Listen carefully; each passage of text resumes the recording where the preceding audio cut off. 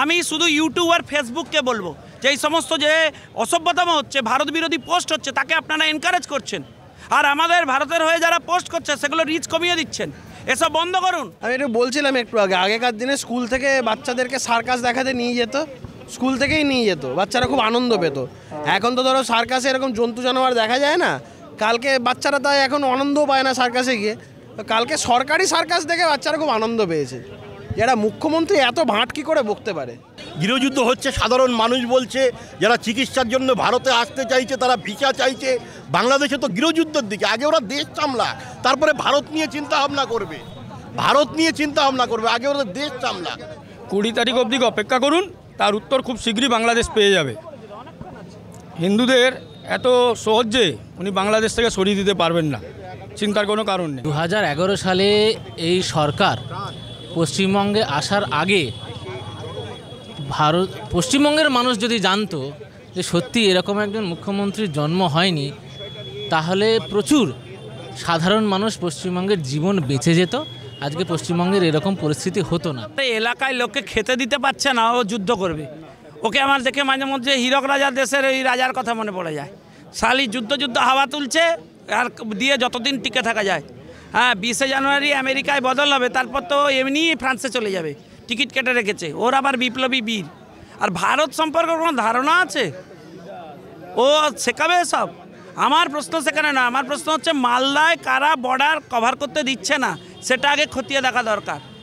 এই রাজ্যে কারা বাংলাদেশের বন্ধু হয়ে চুপ করে ঘাপটি মেরে বসে আছে, দেশবিরোধী কাজ করছে, তাদের খুঁজে বার করা দরকার।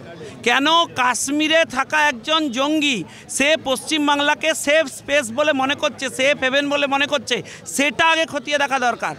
আজকে মুম্বাইতে পুলিশ যদি অনুপ্রবেশকারীদের জন্য সিট তৈরি করতে পারে, তাহলে এই রাজ্য অনুপ্রবেশকারীদের খোঁজার জন্য কেন তদন্তকারী সংস্থা তৈরি করবে না? কেন এসটিএফকে ইনস্ট্রাকশন দেবে না যে আপনারা গিয়ে ধরুন? আপনি দেখবেন প্রত্যেকটা কেসে, এই যে শওকত মোল্লার বাড়ির কাছে যে জঙ্গিটা ধরা পড়লো, খবর কে দিয়েছে? Central agency. না, এখন দেখুন আমরা সবাই রাজা, আমাদের এই রাজার রাজত্বে। দুষ্টু লোকেরা তো তাহলে বলবে জঙ্গিরা কাউকেই জঙ্গি হিসেবে দেখছে না। এখন আপনি যেরকম আর কি সেরকমই তো লোককে ভাববেন না। উনি যেখানে আছেন তিনি যদি মনে করেন আমি নিজে জঙ্গি, তো সবাইকে ভাববেন জঙ্গি। আমি বলছি না উনি জঙ্গি, উনি ভালো লোক, উনি ভদ্রলোক, কিন্তু লোকে বলবে দুষ্টু লোকেরা। তাই জন্যই তো গান হয়েছে, আমরা সবাই রাজা, আমাদেরই রাজার রাজত্বে। তখন কেউ আড়ালে আবডালে গাইবে আমরা সবাই জঙ্গি, আমাদের এই জঙ্গির রাজত্বে। হ্যাঁ, এখন বুঝুন বিষয়টা এই জায়গায় নিয়ে চলে গেছে। ভাই সেফটি সিকিউরিটি আমার কথা ছেড়ে দিন, আপনি সাংবাদিক আপনার কথা ছেড়ে দিন। তার নিজের দলের কর্মী বাবলা, সে ডে 1 থেকে সিপিএমের সাথে লড়াই করে পতাকা তুলেছিল, তাকে ছুটিয়ে রাস্তার উপর গুলি করছে এ রাজ্য। আজকে আপনি একজনকে সাসপেন্ড করে দিয়েছেন, সে কাকে দলে বাবা মানতো তাকে সাসপেন্ড করুন, তার এগেনস্টে ব্যবস্থা নিন। তার ইন্টেলিজেন্সে বা তার প্রত্যক্ষ মদতে তো বাবলা খুন হয়েছে, কেন সে ব্যাপারে তদন্ত হবে না? কেন অ্যাকশান হবে না? ল অ্যান্ড অর্ডার সিচুয়েশান কেন জিরোতে চলে যাবে?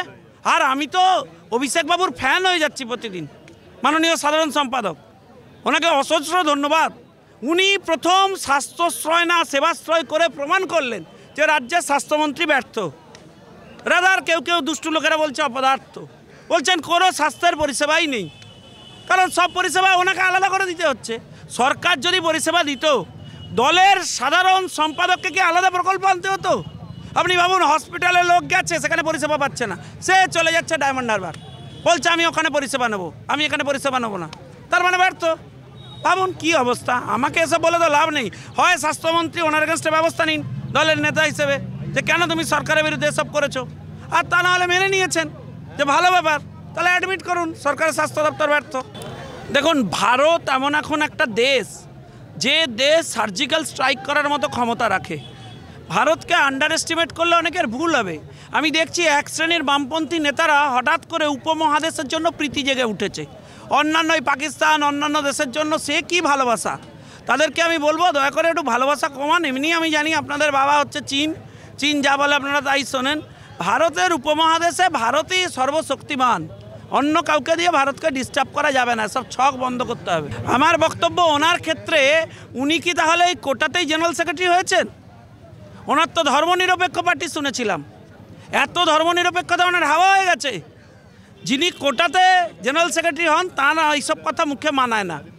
ওনার কী যোগ? ওনার থেকে যোগ্যতম লোকেরা শুধুমাত্র এই কোটার সুবিধা পায়নি বলে সিপিএমের জেনারেল সেক্রেটারি হতে পারেনি।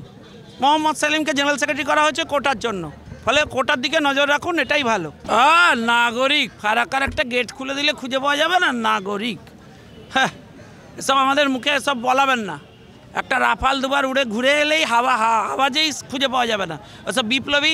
আমি শুধু ইউটিউব আর ফেসবুককে বলবো যে এই সমস্ত যে অসভ্যতম হচ্ছে, ভারত বিরোধী পোস্ট হচ্ছে, তাকে আপনারা এনকারেজ করছেন, আর আমাদের ভারতের হয়ে যারা পোস্ট করছে সেগুলো রিচ কমিয়ে দিচ্ছেন। এসব বন্ধ করুন। 20 তারিখের পর ব্যবস্থা হবে, কিন্তু মনে রাখবেন ব্যবসা করতে হয় ভারতে। এখানে যদি বাংলার এই সমস্ত বাংলাদেশের ইনকামবাজি বন্ধ করে দিই না আমরা, তাহলে আর করে খেতে হবে না যে কগাছি আছে ওখানে। ইউটিউব আর ফেসবুককে বলবো সতর্ক হন, এসব বন্ধ করুন। আমি একটু বলছিলাম একটু আগে, আগেকার দিনে স্কুল থেকে বাচ্চাদেরকে সার্কাস দেখাতে নিয়ে যেত, স্কুল থেকেই নিয়ে যেত, বাচ্চারা খুব আনন্দ পেত। এখন তো ধরো সার্কাসে এরকম জন্তু জানোয়ার দেখা যায় না, কালকে বাচ্চারা তাই এখন আনন্দও পায় না সার্কাসে গিয়ে। কালকে সরকারি সার্কাস দেখে বাচ্চারা খুব আনন্দ পেয়েছে। যারা মুখ্যমন্ত্রী এত ভাঁট কী করে বকতে পারে? মানে ওটা যে কী প্রোগ্রাম করেছে, মাথা নেই মুন্ডু নেই, কিচ্ছু নেই। কেন ডাকলো, কী জন্য ডাকলো? হঠাৎ করে রচনা বন্দ্যোপাধ্যায় বলছে দিদি নাম্বার 1 গান গাও, দেবকে বলছে নাকি গান গাও। বাবার জন্মে গান গেয়েছে কোনো দিন? দেব গান গাইবে? দেব কি গান গায়? যা পারছে বলছে, একে বলছে গান গাও বলছে। বাবুল সুপ্রিয়কে এর আগে কোনো দিন মঞ্চে তুলে কোনো দিন ছড়া পাঠ করতে বলেনি। যেই অভিজিৎ গঙ্গোপাধ্যায়কে গালিগালাজ দিল, বাবুল সুপ্রিয় এখন খুব প্রিয় হয়ে গেছে। আমি বাবুল সুপ্রিয় বলছে গান গাও, ও বলছে চাই চাই চাই, একটা গান গেয়েছে, দেখবে আরও চাই আরও চাই। মানে বোঝাতে চাইছে ভাই আমাকে কিছুই দিলে না, কিছু যদি পাই বিজেপিটা ছেড়ে এসছি। মুখ্যমন্ত্রী বলছেন বাড়িতে নাকি তখনকার দিনে হোম ডেলিভারি হতো, মানে বাড়িতেই প্রসব হতো, সেজন্য নাকি তার জন্মদিনের ঠিক নেই, তার জন্মদিন 5 তারিখ করে দেওয়া। না, কোথাও মুখ্যমন্ত্রী এটা খারাপভাবে নেবেন না। মুখ্যমন্ত্রীর নিজের অটোবায়োগ্রাফিতে নিজের জন্মদিনের কোনো ঠিক নেই। এক একটা অটোবায়োগ্রাফিতে এক একটা অটোবায়োগ্রাফিতে মুখ্যমন্ত্রীর বাবার যে প্রফেশন, তার সম্পর্কে যে ডেসক্রিপশান, এক একটা এতে আলাদা। মুখ্যমন্ত্রী কবে ম্যাট্রিক পাস করেছেন, কোন ক্লাসে পড়েছেন, কত অবধি কী করেছেন না করেছেন, সেটা নিয়েও এক একটা জায়গায় এক এক রকম বর্ণনা। কারণ মুখ্যমন্ত্রীর সমস্যাটা হচ্ছে হ্যাবিচুয়াল লায়ার যারা, প্যাথোলজিক্যাল লায়ার যারা, তারা মনে রাখতে পারে না। আপনি যদি এত মিথ্যা কথা বলেন না, আপনি ভুলে যাবেন। মিথ্যা কথা বলতে বলতে মানুষ ভুলে যায়। আমি যদি বলি আমি এখন এখানে বসে থেকে যদি বলি আমি লন্ডনে বসে আছি, পরের লোককে দেখালে বলবে আপনি এখানে কোথায় বসেছিলাম, তখন আমি বলবো আমি ইস্তানবুলে বসেছিলাম। তাই মানুষ যারা মিথ্যে কথা বলতে বলতে অভ্যস্ত গুলিয়ে ফেলে, তারা মুখ্যমন্ত্রী গুলিয়ে ফেলেন। তৃণমূলের নেতাদের মধ্যেই তো এখন দ্বিধা বিভক্ত হয়ে গেছে যে এই রাজ্যে জঙ্গি আছে কিনা। কারণ একদিকে ফিরহাদ হাকিম বলছেন রাজ্যে কোনো জঙ্গি নেই, আর অন্যদিকে ওই তো সব থেকে বড় জঙ্গি, ওই তো সব থেকে বড় জঙ্গি। ও যেভাবে সবাইকে দাওয়াতে ইসলাম দিয়ে সবাইকে মুসলমান ধর্ম গ্রহণ করাবে, তারপরে হচ্ছে মুসলমানদের সংখ্যা বাড়িয়ে বাড়িয়ে দেশের কন্ট্রোল নিয়ে নেবে, ওর থেকে বড় জঙ্গি কেউ আছে নাকি? ফিরহাদ হাকিম বলছেন যে জঙ্গিদের, মানে মুসলমানদেরকে নাকি জঙ্গি বলে প্রতিহত করা হচ্ছে, সাধারণ মানুষকে ভুল বোঝানো হচ্ছে। না না, সব মুসলমানকে তো জঙ্গি বলা হচ্ছে না, কিন্তু যেই সমস্ত জেহাদি মানসিকতার মুসলমানরা আছে, পাকিস্তান বাংলাদেশপন্থী যারা মুসলমানরা আছে, তারা তো অবশ্যই জঙ্গি মানসিকতা। তাদের পশ্চাৎ দেশে দুটো লাথি মেরে এই দেশ থেকে তাড়িয়ে দেওয়া হবে। ভারতীয় জনতা পার্টির সরকার হলে এই সমস্ত জেহাদি মানসিকতার যারা মুসলমানেরা আছে, তাদের পশ্চাৎ দেশে লাথি মেরে বর্ডার পার করে অন্য দেশে পাঠিয়ে দেওয়া হবে।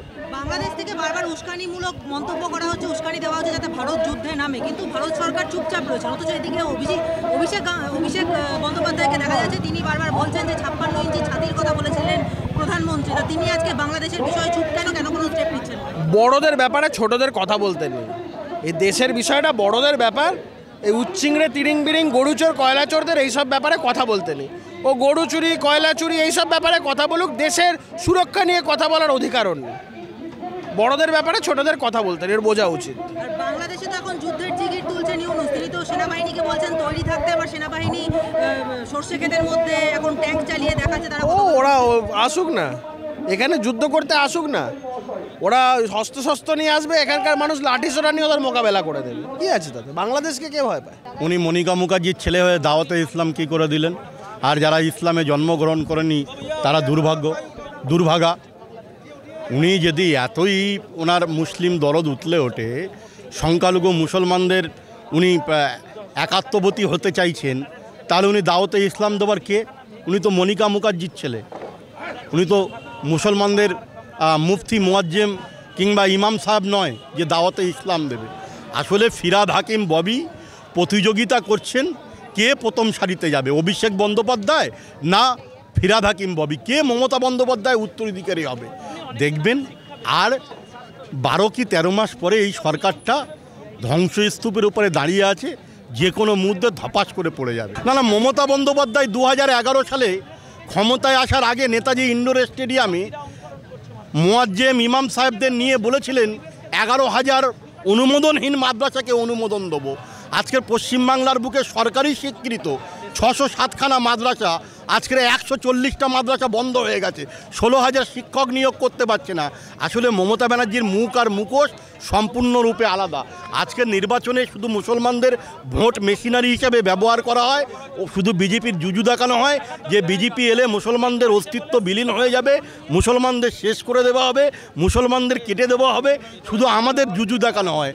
মমতা বন্দ্যোপাধ্যায় সংখ্যালঘু মুসলমানদেরকে শুধু ভোট ব্যাংক হিসেবে ব্যবহার করেছে, তাদেরকে সন্ত্রাসী বানিয়েছে, তাদেরকে জঙ্গি বানিয়েছে, তাদেরকে বোম মারিয়েছে, তাদেরকে রিগিং ছাপ্পা ফক্সি করিয়েছে। আজকের মরছে কারা? মুসলমান। মারছে কারা? মুসলমান। আজকের লড়াই করছে কারা? মুসলমান। পশ্চিমবাংলার মমতা বন্দ্যোপাধ্যায় ডেমোগ্রাফি চেঞ্জ করতে চাইছে। আমরা ভারতীয় জনতা পার্টি, আমরা যারা রাষ্ট্রবাদী চিন্তাভাবনায় আছি, এটা হতে দেব না। আমরা শুনুন, আমরা বাংলাদেশকে কোনো প্রতিদ্বন্দ্বী মনে করি না।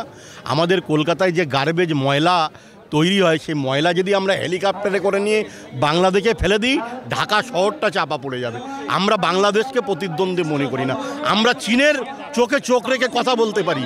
আমাদের প্রধানমন্ত্রী চীনের সাথে লড়াই যদি হয়, তাহলে আমরা তৈরি আছি। বাংলাদেশকে আমরা প্রতিদ্বন্দ্বী মনে করি না। 20 তারিখের পরে বাংলাদেশ যে ভাষা বোঝে সেই ভাষা আমরা বোঝাবো।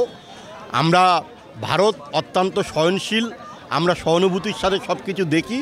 আমরা সহনশীল দেশ, আমরা অতিথি আপ্যায়নের দেশ, আমরা কাউকে আশ্রয় দিতে পারি, আমরা অতিথি আপ্যায়ন করতে পারি। কিন্তু বাংলাদেশ যেন না ভুলে যায় যে 71-এ মুক্তিযুদ্ধে, 71-এ স্বাধীনতার লড়াইয়ে আমাদের সেনারা রক্ত দিয়েছিল, বাংলাদেশকে মুক্ত করেছিল পূর্ব পাকিস্তানের হাত থেকে। বাংলাদেশকে আমরা স্বাধীন করেছিলাম, আমরা স্বাধীনতা দিয়েছিলাম।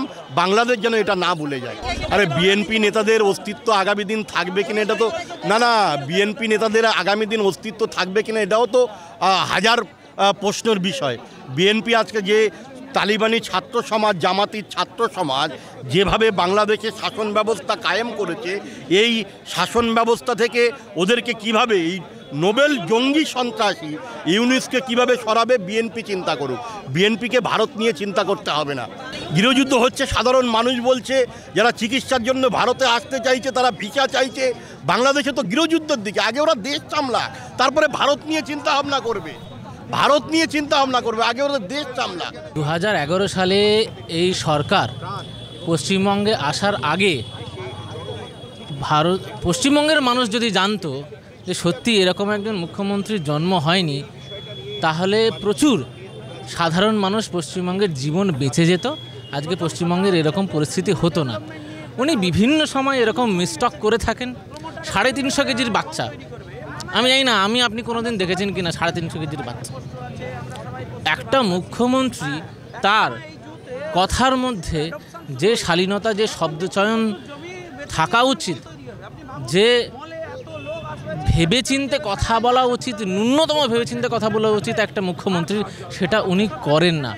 বেসিক্যালি এটা কী বলুন তো, এটা তৃণমূলের কালচার। এই তৃণমূলের কালচারে হয়ে গেছে কি, দেখবেন একটা প্রশাসনিক সভায় বসে একটা মুখ্যমন্ত্রী বলে, এই তুই তো বোম বাদ দিস, এই তোর তো এই ব্যবসা ছিল, তুই এত টাকা তোলা তুলতিস। আপনি জানেন আপনার নেতা, মন্ত্রী, এমএলএ, কাউন্সিলর তারা তোলা তুলছে, আপনি তার বিরুদ্ধে কোনো অ্যাকশান না নিয়ে অ্যাডমিনিস্ট্রেটিভ মিটিংয়ে, প্রশাসনিক বৈঠকে আপনি শুধুমাত্র তার একটা উক্তি করে সেটার অবসান ঘটিয়ে দেন। যখন আপনি দেখছেন আপনার একজন তৃণমূল বিধায়ক সে বলছে 70%কে কেটে আমরা ভাগীরথীতে ভাসিয়ে দেবো, তার বিরুদ্ধে আপনার অ্যাকশান নিতে দীর্ঘদিন সময় লাগে।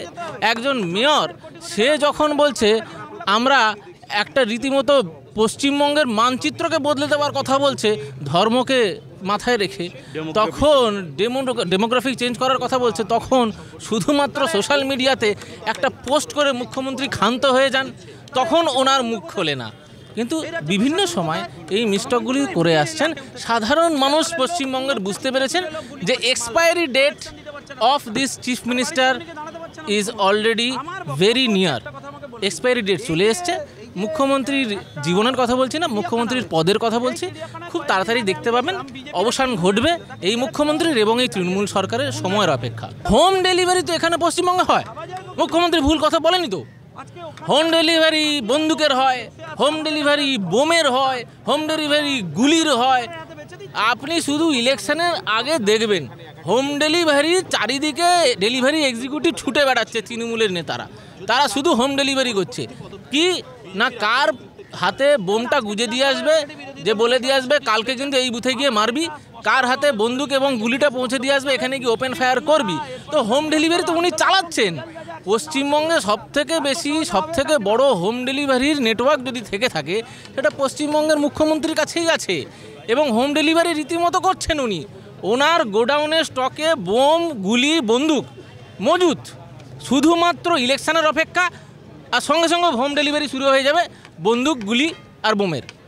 এত সুন্দর হোম ডেলিভারি সিস্টেম থাকতে আপনারা প্রশ্ন করছেন মুখ্যমন্ত্রী কোনো কিছু ভুল বলেনি, একদম ঠিক বলেছে। এই পুরো ব্যাপারটাই তথ্য সাপেক্ষ। আমরা জানি যে তথ্য কি আছে, দিনের পর দিন পশ্চিমবঙ্গে জঙ্গি ধরা পড়ছে। আমরা দেখছি যাদের আজকে আমরা জঙ্গি বলে দেখছি যে ধরা পড়েছে, তারা অলরেডি ভোট দিয়ে দিয়েছে, তারা পশ্চিমবঙ্গের ভোটার। আপনি যে বুথে ভোট দিতে যাবেন সেই বুথের সে অলরেডি ভোটার হয়ে আছে। একজন ব্যক্তির দুটো ভোটার কার্ড, সে অলরেডি দুটো বিধানসভায় সে ভোট দিয়ে দিয়েছে। এই পুরো যে প্রসেসটা, এই পুরো ব্যাপারটা একটা ব্লু প্রিন্ট করে পশ্চিমবঙ্গে মুখ্যমন্ত্রী এটা দীর্ঘদিন চালাচ্ছে। আমরা বিভিন্ন সময় শুনেছি যে বর্ডার থেকে চলে আসছে। পশ্চিমবঙ্গ সরকারকে যখন কেন্দ্র সরকার বারবার বলছে যে আপনারা জমি দিন, ওরা জমি দিতে পারছে না, যে আমরা ফেন্সিং করে দিচ্ছি কিন্তু জমি দেবে না। পয়েন্ট হচ্ছে এইখানে কোথাও একটা জিনিস স্পষ্ট হয়েছে, পশ্চিমবঙ্গ সরকার, রাজ্য প্রশাসন, পুলিশ প্রশাসন এই রাজ্যে তারা চাইছে এইখানে এই জঙ্গিগুলো থাকুক, যাতে নির্বাচনের সময় এদেরকে ব্যবহার করে তারা নির্বাচনটাকে পুরোপুরি ক্যাপচার করতে পারে। আর আজকের দিনে ওয়ান লাইনার পশ্চিমবঙ্গ একটা সেফ হাউস হয়ে গেছে এই জঙ্গিদের জন্য। কারণ বিভিন্ন রাজ্যে যখন আমরা দেখছি জঙ্গি ধরা পড়ছে, আলটিমেটলি যখন ব্যাকট্রেস করে ইনভেস্টিগেট করা হচ্ছে, দেখা যাচ্ছে সেই জঙ্গিগুলো কিন্তু দীর্ঘদিন এই পশ্চিমবঙ্গে ছিল, পশ্চিমবঙ্গের হোটেলে কাটিয়েছে, পশ্চিমবঙ্গের কোনো ব্যক্তির বাড়িতে কাটিয়েছে, পশ্চিমবঙ্গে ভাড়া নিয়ে থাকতো এরকম দিনের পর দিন। তাদের কিন্তু আজকে আমরা দেখছি তারা জঙ্গি। তো পশ্চিমবঙ্গ একটা সেফ হাউস হয়ে গেছে এই জঙ্গিদের জন্য। ফিরহাদ হাকিম কথাতে একটা কথা মনেও পড়ে, উনি শুধু ইসলামিক নিয়ে কথাটা বলতে ইচ্ছুক আছেন। তো উনি আগে এটা বার্তা দিক পুরো পশ্চিমবঙ্গকে, যেহেতু উনি মেয়র, উনি আগে কেএমসিতে একটা বার্তা দিক যে মুসলিম ছাড়া হিন্দুদেরকে কাউকে উনি চাকরি করতে দেবেন না। এখনও পশ্চিমবঙ্গ ভারতবর্ষের একটা অঙ্গ।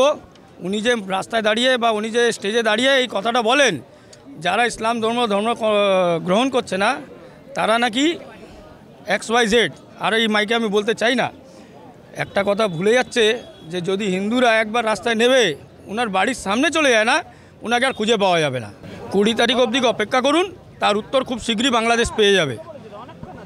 হিন্দুদের এত সহজে উনি বাংলাদেশ থেকে সরিয়ে দিতে পারবেন না, চিন্তার কোনো কারণ নেই। কোন ড্রোন কোন ট্যাঙ্ক, এই যে ভাই শঙ্কু এখনই বলছিল একটা র্যাফেল গেলে ওনাদের খুঁজে পাওয়া যাবে না। ওসব বেকার কথা চিন্তা করে কোনো দরকার নেই। 20 তারিখ অবধি অপেক্ষা করুন, ভারত কী করতে পারে সেটা ভারত ভালো করে বুঝিয়ে দেবে। দেখেন, উনি মুখ্যমন্ত্রী, ওই কথাটা আমি কোনো বার্তা দিতে চাইবো না। অর্ধেক কথা উনি যেটা বলেন সেটা উনি নিজেই জানেন না কোনটা বলছেন আর কোনটা ঠিক কোনটা বেঠিক। তাই ওনার কথা উত্তর দিয়ে আমি এখানে ওনাকে অসম্মান করতে চাই না।